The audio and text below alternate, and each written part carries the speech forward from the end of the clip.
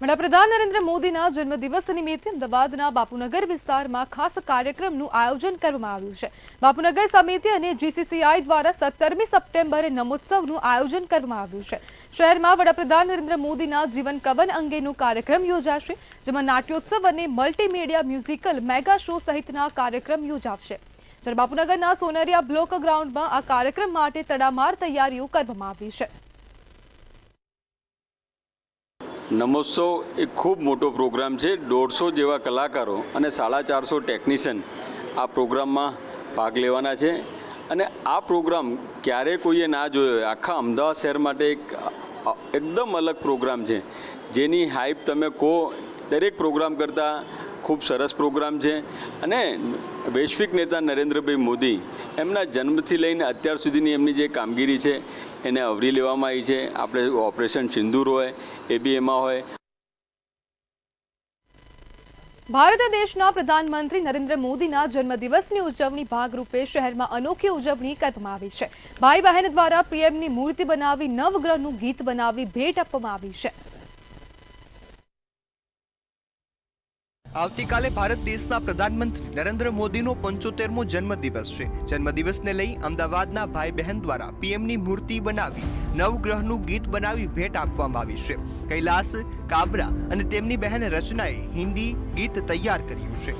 આ ગીતમાં પીએમ મોદીને નવગ્રહોના પ્રતીકવાદ દ્વારા તેમના ગુણોને પ્રકાશિત કરવામાં આવ્યા છે, જેમાં દરેક અવકાશી પદાર્થ પીએમની એક વિશિષ્ટ શક્તિનું પ્રતિનિધિત્વ કરે છે। આ વખતે અમે એવું વિચાર્યું કે અમે દર વખતે કંઈ બનાવીએ છીએ એ લોંગ લાસ્ટિંગ રહેતું નથી। ઘણીવાર અમે આર્ટ વર્ક બનાવીએ છીએ, ઘણીવાર અમે પેઇન્ટિંગ બનાવીએ છીએ, એટલે મેં નક્કી કર્યું એક ગાયન બનાવીએ।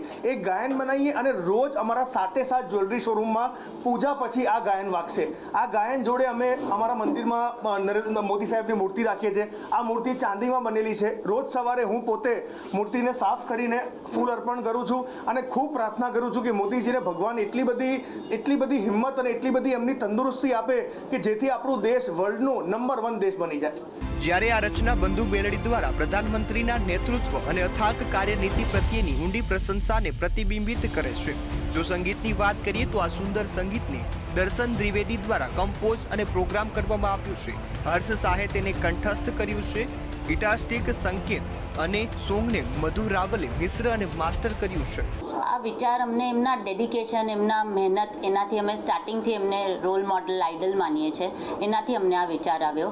તો આ વખતે એટલે અમે એમને આ નવગ્રહ થીમ ઉપર આ સોંગ એ કર્યું। શું શુભેચ્છા આપવા માંગો છો બર્થડે છે આવતીકાલે? એમને ભગવાન સરસ હેલ્થ આપે તાકી એ ઇન્ડિયાને હજુ એક નેક્સ્ટ લેવલ પર લઈ જઈ શકે। આ ગીતના શબ્દો આનંદ ઠક્કર દ્વારા તૈયાર કરવામાં આવ્યા છે। તેમણે પીએમ અંગે પોતાના મંતવ્યો રજૂ કરતા શું કહ્યું, આવો સાંભળીએ। हीरे सा कठोर मनोबल पर दिल से कोमल आप, पन्ना सहारा लहराए प्रगति का झंडा आज, माणिक सदीप देश का भाग्य हमारा, मोती सा निर्मल सत्य का राग हमारा। मोदी जी એટલે આ રીતે જે માણિકની હોય કે હીરાની હોય કે પન્નાની હોય, કોઈ પણ જે નવગ્રહની જે ખાસિયતો છે એવી આપણા મોદીજી સાહેબની એટલી બધી ખાસિયતો છે અને એટલા બધા સરસ કામો કરેલા છે, તો એ પ્રમાણે અમે આ ડેડિકેટ કર્યું છે એમને આ આખું સોંગ। ઉર્જા અને ભક્તિથી ભરપૂર આ ગીત નરેન્દ્ર મોદીને નવ આકાશી પદાર્થોના અનન્ય ગુણો ધરાવતા તરીકે દર્શાવે છે, જેમાં શનિનું ધીરજ, સૂર્યનું તેજ, ચંદ્રનું શાંતપણું અને મંગળની ગતિશીલતાનો સમાવેશ થાય છે। ગીતના શબ્દો તેમને ભારતનું ગૌરવ, દેવી અંબેના સાચા ભક્ત, જેમનો પ્રકાશ રાષ્ટ્રને પ્રકાશિત કરે છે તે તરીકે દર્શાવે છે। આ ગીત ફક્ત કાબરાભાઈ બહેનની પીએમ પ્રત્યેની પ્રશંસા જ નહીં, પરંતુ સખત મહેનત અને સેવાના મૂલ્યોમાં તેમની શ્રદ્ધાને પણ પ્રતિબિંબિત કરે છે। કેમેરા પર્સન પૂજન બ્રહ્મભટ્ટ સાથે કિંજલ બોરીસા, મંતવ્ય ન્યૂઝ, અમદાવાદ।